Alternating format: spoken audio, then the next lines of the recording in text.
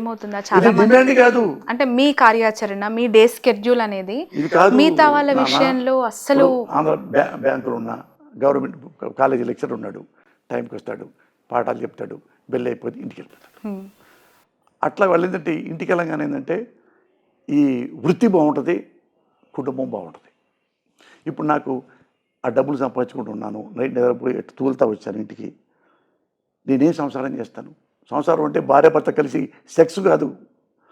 నా భార్యతో ఎప్పుడు నవ్వుతా మాడతాను, నాతో ఎప్పుడు జోకులు వేసుద్ది, నా కొడుకు ఇప్పుడు నా ఒళ్ళో కూర్చోబెట్టుకుంటాను, వాడు భుజం మీద ఎప్పుడు చేస్తాను, వాడు నా మీద ఎప్పుడు కాళ్ళు వేసి పడుకుంటాడు. హ్మ్. ఇవన్నీ ఎట్లా దొరుకుతాయి? ఎవరు ఇండస్ట్రీలో అత్యంత సన్నిహితులుగా మీకు చెప్పాలి అంటే? సినిమా ఇండస్ట్రీ 35 ఏళ్ళు వచ్చి ఎవ్వరు నా స్నేహితులు కారు.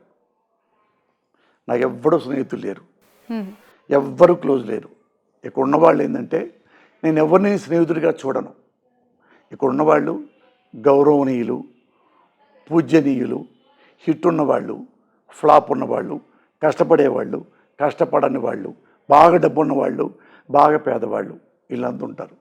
వీళ్ళతో నేను ట్రావెల్ చేయడానికే వచ్చా. వీళ్ళలో కలిసి నేను పనిచేసుకొని ఆ పని చేసేంతకాలం అందరితో గౌరవంగా ఉంటా, చాలా రెస్పెక్ట్గా ఉంటా. ఒకటి దగ్గర తీసుకోను, ఒకటి దూరం పెట్టను. 6:30 అయితే ఎవ్వడు నా వాడు కాదు, నా ఇల్లు కోసం ఎత్తుక్కుంటా వస్తా. అందుకని ఎవరిని నేను స్నేహితుడిగా భావించను. మన ఫ్లైట్ ఎక్కుతుంటే పక్కన కూర్చుంటాను చూడు. ఇప్పుడు ఫ్లైట్ ఎక్కుతున్నా, నేనున్నాను, నా పక్కన నువ్వు కూర్చున్నావు, ఎవరండి మీరంటే నేను పలానా శ్రావణి అండి. శ్రావణి గారు బాగున్నా, వెరీ గుడ్, థ్యాంక్ యూ అండి. దిగేటప్పుడు మీ నెంబర్ నాకేంటి, ఆ నెంబర్ నేను తీసుకుంటా, మళ్ళీ నేను చేయను. అంతే, ఇంకా లాస్ట్ అది బై బై చెప్పాలి. థ్యాంక్ యూ అండి. అందుకైనా చాలా సినిమా ఆడియో ఫంక్షన్లకి కూడా మీరు ఎక్కడ కనిపించరు అసలు. రేరెస్ట్గా వస్తా. అది కూడా ఏంటంటే ఆ షీల్డ్, మీ షీల్డ్ ఇవ్వాలి గురుగారు, మీ షీల్డ్ ఇవ్వాలి కదా, అందులో వచ్చి అట్లా. బెస్ట్ క్యారెక్టర్ ఆర్టిస్టు అనఫిషియల్గా కూడా వచ్చి ప్రైవేట్గా ఇచ్చారు. వాటికి వెళ్ళాల్సి వచ్చింది. ఈ ఎన్టీఆర్ మళ్ళా ఎన్టీఆర్ నా క్యారెక్టర్ ఆయన క్యారెక్టర్ కంటే నా క్యారెక్టర్ ఇష్టం ఆయనకి. ఓకే. మొత్తం నన్ను ఒకసారి ఫోన్ చేసి పిలిచాడు, గురుగారు రండి ఒకసారి ఎడిటింగ్ రూమ్లో ఉన్నారు, డైరెక్టర్ను ఈ జూనియర్ ఎన్టీఆర్, ఒక సీన్ చూడండి అన్నాడు. సీన్ నాదే అయింది, తిడుతుంటా ఆయన్ని గట్టిగా తిట్టిరే నా కొడుకు అని తిడుతుంటే అది చూసి గట్టిగా ఇక్కడ ముద్దు పెట్టాడు, గట్టిగా వాటేసుకొని, ఏం చేశారు సార్, నాకే భయం వేసింది సార్ అన్నాడు. అంత అప్రిషియేట్ చేశాడు. ఓకే. ఆయన అన్నాడు, ఈ క్యారెక్టర్ ఎలా ఉంటుందో రియల్ లైఫ్లో కూడా మీరు అలా ఉంటారు, అందుకే మిమ్మల్ని సెలెక్ట్ చేసాం. వేరే పెద్ద ఆర్టిస్టులు చాలామంది అడిగారు, ఎవరికి ఇవ్వలేదు. సినిమాలో అట్టే ఉంటారు, విడిగా అంతే ఉంటారు కాబట్టి మీకు ఇచ్చా. పూరి అదే అన్నాడు, ఎన్టీఆర్ అదే అన్నాడు. అలా వచ్చింది. దానికి నంది అవార్డు తీసుకోవాలి, అవి రాంగ్ రూట్లో. అట్లాంటివి నాకు వద్దన్న, నాకు వచ్చింది కాబట్టి తీసుకోవటం కాదు, అవి చాలా రాంగు వెళ్ళి. చాలా సేపటి నుంచి చూస్తున్నాను, షర్ట్ ఇలా ఇలా అంటూనే ఉన్నారు. ఏంటి సార్ సీక్రెట్, అసలు ఎప్పుడు స్టార్ట్ అయింది, ఏంటి? లేదు గట్టిగా ఉన్నా. అది ఎట్టొచ్చిందో శ్రావణి నాకే తెలియదు. శ్రావణి మా ఆవిడ ఈసారి ఇట కొట్టి తన అబ్బాయి మానేసింది. మా అబ్బాయి కూడా నెట్టేవాడు ఇట అనేవాడు. మా ఆవిడైతే కొట్టుద్ది, ఇట్లా లాగుద్ది, తీసేయి ఏ నరాలు బిగ్గినిస్తా. నాకు అంటే ఏ టైంలో స్టార్ట్ అయి ఉంటుంది, ఎన్ని ఇయర్స్ క్రితం? అది ఎప్పుడు తెలియదు అసలు ఎందుకో. ఇప్పటికి ఇది ఎప్పుడు అందరూ ఎక్కిరిస్తారు హీరోలు కూడా. బాలకృష్ణ గారు కూడా నా డ్రెస్సు చూసి, నా డ్రెస్సు పోసానిలాగా డ్రెస్ కుట్టండి నెక్స్ట్ సినిమాలో అన్నాడు. లేకపోతే నల్ల ప్యాంటు, నల్ల నెక్కి దాకా బనియను, వేరే ఇట్లాంటి షర్ట్ వేసాడు 6. ఓకే. అది నచ్చి ఆయనకి అదే సినిమాలో అదే పెట్టుకున్నాడు. ఓకే. ఆయన పెట్టాడు వెంకటేష్, ఇట్లన్నీ సినిమాలో పెట్టాడు, మురళి చేస్తాను నేనని. అది పోవట్లేదు, ఎన్నిసార్లు కూడా పోవట్లేదు శ్రావణి. అది ఏం చేయాలి, బయట ఏ కంట్రీస్ వెళ్ళినా కానీ వేరే ఆంధ్రప్రదేశ్ ఇండియాలో ప్రతి స్టేట్లో నన్ను గుర్తుపడతారు బాగా. ఓకే. నా సినిమాలు ఎక్కువ పోయి అవి బాగా పేరు వచ్చినాయి. అందుకని వాళ్ళు కూడా అక్కడ కూడా ఇప్పుడు సార్ రాజాజీ ఇట్లాంటారు కూడా. అరే ఇక్కడ కూడా వచ్చానా అనుకున్నా. అండ్ రాజా అని కూడా పిలుస్తూ ఉంటారు, రాజా అంటారు బయటకు వెళ్ళాక. ఎందుకు అది ఆ పేరు? ఎక్కడో ఒక టీవీ ప్రోగ్రామ్, మా టీవీలో చిన్నపిల్ల డ్యాన్స్ ఉండేది, దాని పేరు ఏదో ఛాలెంజ్ ఏదో పేరు, ఓంకర్ది. చిన్న పిల్లలు, వాళ్ళు చిన్న పిల్లల్ని బాగా చేయకపోతే బాగా చేయలేదు అంటే ఏడుస్తారు కదా చిన్నపిల్లలు. రాజా మరి ఆ అబ్బాయి కంటే నువ్వు కొంచెం తక్కువ చేసావు, ఈసారి ఆ అబ్బాయి కంటే ఎక్కువ చేస్తావా, ఆ బాబు కంటే చేస్తాను అంకుల్ అంటే లవ్ యూ రాజా అన్న. థ్యాంక్ యూ రాజా అన్నాడు ఒకడు పిల్లడు. ఓకే.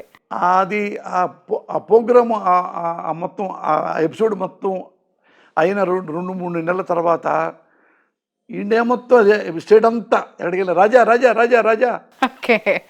అందరూ రామానుడు కూడా అయినాడు రాజా రా అట్లా అలవాటు అయిపోయింది. ఓకే. ఓకే. సో మొత్తానికైతే దీని వెనక ఉన్న ఆంతర్యం ఏంటంటే ఇప్పటివరకు ఎప్పుడు అసలు లేదు. అంటే జబ్బులు అయితే లేవు. చూసావు గబగబా వెళ్తుంటా ఇప్పటికి ఫాస్ట్ టక టక టక వెళ్తుంటా కదా. ఓకే. ఇప్పటికి పరిగెత్తాను, తీవ్రమైన జబ్బులు లేవు, 10 అంతస్తులేని మెట్లు ఎక్కేస్తాను, ఓకే. పరిగెత్తాను, మళ్ళీ వస్తాను.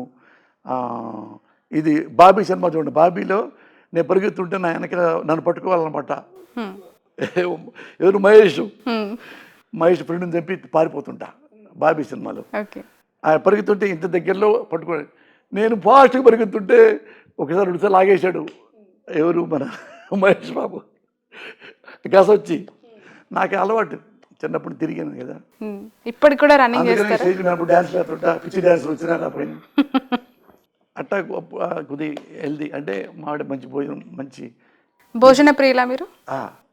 అంటే అన్నం బాగా తింటా, చికెన్ ఇష్టం, బిర్యానీ ఇష్టం, బాగా తింటా. అందరికంటే నా భార్య నా బిడ్డలు ఇష్టం. వాళ్ళు ముగ్గురు పోల్చుకుంటే నా భార్య ఇష్టం. మా భార్య అంటే మమ్మ ఇష్టం. ఇప్పుడు లేరు కాబట్టి ఉన్న భార్యని ప్రేమించాలి, ఎందుకంటే తిండి పెట్టేస్తానే. చాలా చాలా టైం ఇచ్చారు పూసాని గారు. అండ్ స్వచ్ఛమైన నవ్వు మీలో కనిపించింది. For ending of the episode అగ్గి మీద గుగ్గిలం అయిపోయారు. ఓ మై గాడ్, ఎంత ఫైర్! ఇంత ఫైర్లో, ఇంత కోపిస్టిగా, ఇంత యాంగ్రీ మ్యాన్గా ఉన్నది ఉన్నట్టు చెప్తూ మీకు నచ్చిన లైఫ్ని రారాజుగా కొనసాగిస్తున్నారంటే శ్రవణి, అది ప్రౌడ్లీ ఐ కెన్ సే. ఆ మాట అంటే రారాజులాగా అంటే నాకు చాలా అంటే ప్రౌడ్ అనిపించింది. అంటే పేదోండి కదా ఒకప్పుడు, ఎమోషనల్ కూడా అవుతున్నారు. అది అంటే నువ్వు రారాజు అనగానే నేను ఎక్కడికో వెళ్ళా. అంతే నాకు అన్నీ అనుకునేలా జరిగినాయి శ్రావణి. నాకు నచ్చిన భార్య, నాకు నచ్చే విధంగా ఉండే భార్య కాదు, మీకు నచ్చినట్టు, నాకు నచ్చినట్టు ఉండే భార్య కాదు, నాకు నచ్చే భార్య. అలాంటి నా పిల్లలు అంటే ఏవి ఇంతవరకు నాకు దిగులు లేదు. ఎప్పుడు దిగులు కానీ, భయం కానీ, బాధ కానీ, ఇన్సెక్యూరిటీ కానీ అస్సలు లేదు. అది మా అమ్మ వలన వచ్చింది. అది మా అమ్మ ఫోటో బాగా వేయండి, మా నాన్న ఫోటో ఇద్దరు ఒక చూపించండి, మా అమ్మ మా నాన్న కూడా. తప్పకుండా అది మా అమ్మ వలన వచ్చింది. అసలు నాకు ఇంక జీవితంలో ఆశలేం లేవు శ్రావణి. రేపొద్దున పుడికిన ఎవడైనా గొంతు కూర్చున్నా కానీ, చచ్చిపోయినా కానీ మా ఆవిడకి ఎప్పుడు చెప్తా, నేను ఎప్పుడైనా చచ్చిపోవాల్సిందే, కానీ నీకంటే ముందు నేను చచ్చిపోతాను, నీకంటే కొద్ది వయసు. మా ఆవిడకి 60, నా భార్యకి, నాకు 63. అది ఇన్ కేసు ఏమన్నా చనిపోయానుకో, సినిమా ఇండస్ట్రీకి ఎవరికి నా డెడ్ బాడీని చూపించమాకన్నా. నా వలన ఎవరి కన్నీళ్ళు పెట్టి అయ్యో సింపతి, నా చచ్చిపోతే డెడ్ బాడీ మీద సింపతి ఇప్పుడు చూపించకూడదు ఎవరు. నువ్వు కూడా ఏడవద్దు, పిల్లలు ఏడవద్దు. ఎందుకు ఇండస్ట్రీకి డెడ్ బాడీ చూపించవద్దు? నాకు ఇష్టం లేదు. ఎందుకలా అంటే ఎలా బతికిన పోసానికి ఇష్టపడలే. నా శవాన్ని చూడటం ఎవరు చూడటం, నా కుటుంబమే చూడాలి, నా భార్య, నా బిడ్డ. నేను చెప్పాను, నువ్వు ఏడవద్దు,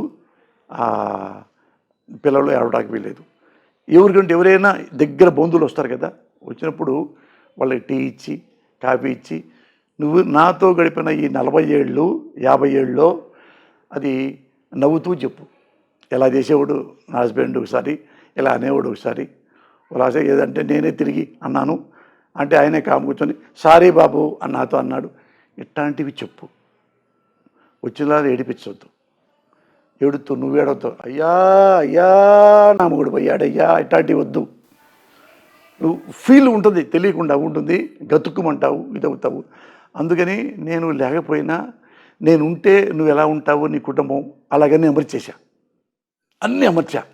సడన్గా పోయాడే మా ఆయన, నేనేం చేయాలి లేదు, అన్నీ డబ్బులు కానీ ఇంకోటి కానీ, డబ్బులు మోసం లేదు, ఏమి లేదు, అప్పులు లేవు, ఏమి లేవు, అన్నీ పెట్టి వద్దు. నా చివరి కోరిక ఏంటంటే నేను చచ్చిపోతే నా పక్కన కూర్చొని ఎట్టాడు కొడితే ఆడవద్దు, కూర్చొని నా దగ్గర కూర్చొని పోయేదాకా నాతో నవ్వుతూ ఉండు. తెలియకుండా నా శవంలో కూడా మనసు ఉంటుందేమో, నీకేం తెలుసు నా మనసు ఆనందపడుద్దేమో. చచ్చిన తర్వాత తెలియదు కదా మనసు ఉందో లేదో. ఆ మనసే ఆనందపడుద్దేమో, అందుకని ఏడవద్దు, పిల్లల్ని ఏడిపించొద్దు. ఎవడు మక్కి కూర్చున్నా కానీ ఏడవద్దంటేనే లోపల రండి అని పిలువు. ఏడవ్వము అంటే కూర్చోబెట్టి నా ట్రావెలింగ్ వాళ్ళ తెలియని ఉంటాయి కదా, అవి చెబుతూ ఉండు. ఆవిడే అయిపోయింది, ఆడకెళ్ళిపోయింది. తర్వాత ఫోటోలు ఇట్టు మనవి ఉన్నాయి కదా, మన బెడ్రూమ్లో నా ఫోటో నీ ఫోటో పెట్టుకో, ఇప్పుడు పెట్టద్దు. అంటే మీరు చెప్తున్నవి మాట్లాడుతుంటేనే నాకు ఏడుపు వస్తుంది, కన్నీళ్ళు వస్తున్నాయి. కుటుంబానికి సాధ్యమా? మావిడి ప్రిపేర్ చేసి మావిడికే ఇంత డబ్బులు తన పేరు పెట్టేశా ఆస్తులు. ఒకసారి పిల్లలు కొంతమంది ఎట్టుంటో తెలియదు, ఎడిపోతారు, ఫారిన్ పోవచ్చు, కుడుకుడు పోవచ్చు. నీకు 50 crores నెలకి నువ్వు 8-9 లక్షలు నెట్ నీకు వస్తుంది నెలకి, ఏమి చేయకపోయినా. అందుకో అన్నీ చెప్పా, అన్నీ నువ్వు మంచి వంట అమ్మాయిని పెట్టుకో, ఇల్లు ఉడ్చే అమ్మాయిని పెట్టుకో, బట్టలు ఉడ్చే అమ్మాయి పెట్టుకో, మంచి డ్రైవర్ని పెట్టుకో, 3 ఇంట్లో పెట్టుకో ఆడపిల్లల్ని పని చేసుకునే వాళ్ళని. సపోజ్ నువ్వు హాస్పిటల్కి వెళ్ళాలి, వాళ్ళతో కారు ఎక్కు, హాస్పిటల్కి వెళ్ళి వచ్చేయి. వాళ్ళతో గుడికి వెళ్ళాలి, వాళ్ళని తీసుకెళ్ళిపో. నువ్వు ఏడన్నా సపోజ్ తిరుపతి వెళ్ళాలి, దగ్గర ఉండే పని అమ్మాయిని తీసుకెళ్ళు, ఇద్దరిని, వాళ్ళు కూడా ఇంట్లో ఫ్లైట్లో తీసుకెళ్ళు, ఆడ పెట్టు, నీ రూమ్లో పడుకోబెట్టుకో, వాళ్ళ బిడ్డలాగాక అట్లా ట్రావెల్ చేయి. గుర్తొస్తుంటా కాబట్టి నవ్వుకుంటా ఉండు, అలా చేశాడని చెప్పి. ఏడుతున్నావు అనుకో, ఇక నీకు నేను బ్యాడ్ లైఫ్ ఇచ్చినట్టు, వెరీ బ్యాడ్ లైఫ్ నీకు ఇచ్చినట్టు అనమాట. అందుకని ఎప్పుడూ చూసినప్పుడు నవ్వుకుంటూ ఉండు. ఇట్లా ఈ చొక్కా అప్పుడు కొన్నాం కదా మేమిద్దరం అనుకుంటా ఉండు. ఏమో పైకి తర్వాత నా ఆత్మ చూస్తుందేమో. అంటే యాక్సిడెంటల్గా చావు అనేది ఎవరు ముందు ఊహించలేరు, కానీ ఇలా ఈ స్థాయిలో ప్రిపేర్ చేయడం అనేది ఏంటి? అన్ని చావుకు సంబంధించి ఎందుకు, ఆ కార్యక్రమాలకు సంబంధించి, మీ క్రిమేషన్కి సంబంధించి ముందుగానే డిసైడ్ చేయించి మెంటల్గా ప్రిపేర్ చేయించి తీసుకొని మాట్లాడాల్సిన సందర్భాలు ఎందుకు వచ్చాయంటారు? అంటే ఆ అవసరాలు ఎందుకు వచ్చాయి? అంటే ఎప్పుడైనా ఎవడైనా చావాల్సిందే. ది రామానాయుడు కూడా చనిపోయాడుగా, లెజెండరీ. అయితే ఇప్పుడు 60 ఏళ్ళు వచ్చిన తర్వాత ఎన్నాళ్ళు ఎప్పుడు ఏంటో అనేది ఒక్కోసారి మనం చెప్పలేము. నా భార్యకి ఇప్పుడు చెప్పా, ఇంట్లో మాట కబుర్లు పడుకొని కబుర్లు చెప్పుకుంటా అప్పుడు మొదలుపెట్టా. అట్టా చెప్పి ఆమెని లైన్ ఫస్ట్ ఏడ్చింది, తను ఏడ్చింది. నువ్వు లేకపోతే నేను ఎందుకు, నువ్వు లేకపోతే నేను ఎందుకని. నువ్వు చచ్చిపోయినా నేను బతుకుంటాను, గుర్తుపెట్టుకో అన్న. ఎవరు ముందు పోతే అని. అట్లా నేను ఏజ్ కాబట్టి, నేను ముందు మోగాడు కాబట్టి, అందుకని ఆడవనం అనేదా తీసుకొచ్చా. అప్పుడు మిగతా కూడా కాఫీ టీలు ఇచ్చి అన్నీ నవ్విస్తూ ఉండండి. లోపల నా మనసు ఉంటుంది, నీకేం తెలుసు, నా మనసు నవ్వుతూ ఉంటుందేమో. అంటే ఒక మరణం అనేది సంభవించినప్పుడు పరామర్శకి వస్తూ ఉంటారు. చివరి చూపు అనేది చాలా ఇంపార్టెంట్. ఎక్కడెక్కడో ఉన్న అమెరికా, ఆస్ట్రేలియా నుంచి కుటుంబ సభ్యులు చూడాలనుకున్న వాళ్ళు అవసరమైతే 2 రోజులు ఫ్రీజర్లో పెడుతున్న పరిస్థితులు కూడా ఇప్పుడు తప్పట్లేదు, అనివార్యం అయిపోయాయి. అలాంటి పరిస్థితుల్లో పోసాని గారి డెడ్ బాడీని ఇండస్ట్రీకి చూపించొద్దు అంటే ఆగిపోతారా మీ అభిమానులు? నేనైతే గట్టిగా చెప్పా, మీతో పనిచేసిన వాళ్ళు రాకుండా అసలు వద్దని చెప్పా. థ్యాంక్ యూ, బయట కూర్చోండి, కావాలంటే భోజనం తర్వాత భోజనం చేసుకుని తప్ప నా బాడీ, నా భార్య, నా రక్త సంబంధికులు, నా కొడుకులే చూడాలి. ఎందుకంటే ఎవరన్నా సానుభూతి, అయ్యో పాపం చచ్చిపోయాడు రా అదే ఇట్లాంటివి నేను వింటే చూస్తాను, నాకు కోపం వస్తుంటుంది. అది నాకు నేను చనిపోయిన తర్వాత ఇట్లా అనుకో, మావిడికి ఇంకా భయం వేస్తుంది, నా పిల్లకి ఇంకా భయం వేస్తుంది, ఏడుస్తూ ఉంటే అంత ఇన్సెక్యూరిటీ వచ్చింది. అమ్మో ఇంతమంది ఎడుతున్నారంటే నేను పోతే తర్వాత నేను ఏమైపోతాను. అన్నీ నెలకి మా ఆవిడకి 10 లక్షలు వస్తాయి, 9-10 లక్షలు మా ఆవిడకి, పిల్లలకి కాకుండా పిల్లలకి వేరే వస్తాయి. అట్ట సెట్ చేసి పెట్టా అన్నప్పుడు నువ్వు బెంచి కారు కొనుక్కో, ఎక్సలెంట్గా కొనుక్కో, ఇది ఇల్లు, ఇది ఇప్పుడే 10 కోట్లు ఒకటే, వేరే అన్ని పిల్లకి ఇచ్చేసాం నువ్వు. అందుకని ఏడవద్దు, ఏడితే ఏమవుతాం, ఎన్ని డబ్బులు చేసిపోయాడు, ఎప్పుడాక ఎన్నాళ్ళు ఏడిపించాడు ఈ ముండా కొడుకు అంటారే, నవ్వుతుంటే సంతోషపడతాడు. అందుకని నువ్వు వచ్చినప్పుడే అన్ని కబుర్లు చెప్పు, మా అక్కలతో కానీ, మా చెల్లెళ్ళతో కానీ, మా బామర్దులతో కానీ. ఎంతమంది అండి సిస్టర్స్ మీకు? ఒక అక్క, ఒక చెల్లి, ఒక తమ్ముడు, నేను. హ్మ్. వాళ్ళు ఎవరు వచ్చినా కానీ ఇలా చేసేవాడు పెద్దనాన్న, ఎలా చేసేవాడు మీ తమ్ముడు, మీ అన్నయ్య, ఎట్లా అని అట్లా నీ పక్కన కొడుకు, వాడు కూడా కొడుకు నవ్వుతా మాడాలి నా డబ్బాడికి. అప్పుడు వెళ్తే నేను నిజంగా హ్యాపీగా పైకి వెళ్తా. నువ్వు ఎడుతుంటే నేను ఎడుతూ పైకి వెళ్తాను, నీ ఇష్టం ఆలోచించుకున్నా. చాలా నాళ్ళ తర్వాత అది సరేలే ఏడవలే అట్లా అన్నీ మావిడికి అన్నీ మా ఇద్దరు అట్లానే ఉంటాం. ఆమె ఇప్పుడు ఆడ మనిషి ఎలా ఉంటుంది, ఆ మెంటాలిటీ ఎలా ఉంటుంది ఎవరిదైనా కానీ మనిషిలో, మగవాడు చెడిపోవడానికి, మగవాడు ఇంకా బుద్ధిగా ఉండటానికి భార్య ఆడదే కారణం. ముఖ్యంగా భార్య ఎప్పుడు అట్రాక్షన్గా ఉండదు, ఎఫెక్షన్గా ఉంటుంది. అట్రాక్షను బయట ఆడలో ఉంటుంది. ఎప్పుడు మెడలో తాళి కట్టాము అట్రాక్షన్ అవుతుంది, ఇక ఎఫెక్షనే. ఎప్పుడు నా భార్య నేను ఎఫెక్షన్తో ఉంటాం. అట్రాక్షన్ అనుకో బ్రేక్ అయిపోద్ది, ఎఫెక్షన్ బ్రేక్ అవ్వదు ఇప్పుడు. అందుకని ఎఫెక్షనేట్ కానీ 32 ఏళ్ళ నుంచి, అలాగే 30 ఏళ్ళ నుంచి ఆ ట్రావెల్ అయ్యాం. అందుకని అన్న ఏడవద్దని అట్లా మేము అట్లా అది. అందుకని బయట కూడా నేను చాలాసార్లు అట్రాక్ట్ అయ్యా. అట్రాక్ట్ అయితే ఇట్లా మనం వీళ్ళతో ఇల్లీగల్ కాంటాక్ట్ పెట్టుకున్నాం అనుకో, దొంగచాటుగా, రేపు మావిడి తెలిసింది అనుకో, అదే పని మావిడి చేస్తే నువ్వు ప్రిపేర్ అయితే ఓకే, వాళ్ళు ఎవడు ఎట్టపోతే నాకెందుకు, రోజు ఒక అమ్మాయి అనుకున్నావు అనుకో, నీకు మొగతనం ఎలా ఉంటుందో ఆడదానికి ఆడతనం అలాగే ఉంటుంది. You should not forget that. తాళిపుట్టి కట్టకూడదు అప్పుడు. నీ మెంటాలిటీ రోజు ఒక అమ్మాయి. నేను అట్రాక్ట్ అవుతా. ఎంతవరకు అయ్యానంటే నా కుటుంబం నాశనం కానంతవరకు, నా జీవితం నాశనం కానంతవరకు, నా భవిష్యత్తు నేను వాడతా, షేక్ అండ్ ఇస్తా, హక్ చేసుకుంటాం. సినిమా ఇండస్ట్రీలో ఉండేది